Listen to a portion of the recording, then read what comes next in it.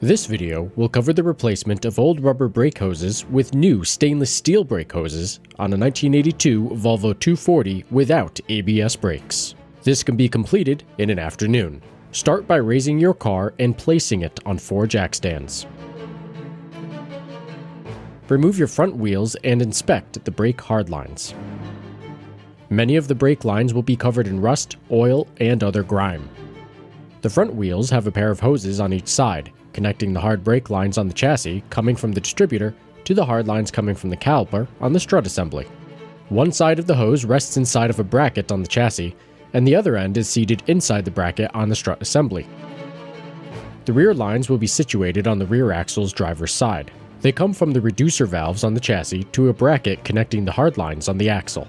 For all 6 lines, attempt to loosen with flare wrenches. The front will require 1 wrench for the hose and another wrench for the hard line. The rear will only require 1 wrench at the reducer valves, but it will require a pair of wrenches for the rear axle connection.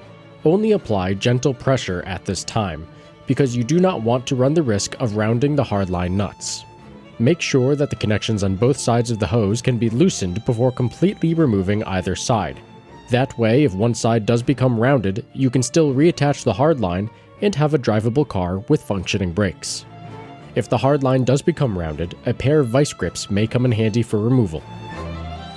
For all of my lines, I had to use a torch to heat up the connections prior to loosening. At this point, it's a good idea to have a collector underneath the lines you are replacing because brake fluid will spill onto the floor. Once both sides of the connections are loose, continue to disconnect the 2 pairs of front hoses. Then move to the back of the car. Disconnect the pair of hard lines on the axle, and then remove the pair of nuts and washers securing the hoses to the bracket.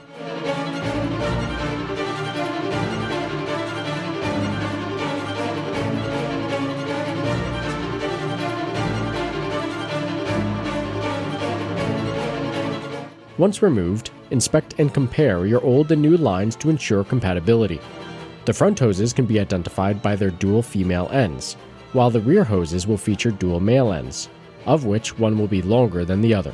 To install the front hoses, seat the 2 female ends into the brackets, connect the hard lines, and gently tighten until secure.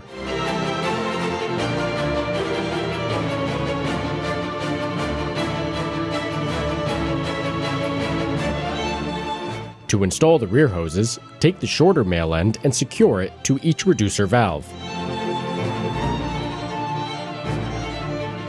Place the longer male end into the axle bracket and secure it with the nut and washer.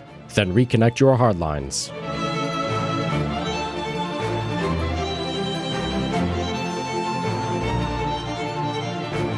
Flush your brake system and top off with DOT Type 4 brake fluid. And after that, you're all done. Enjoy your Volvo 240.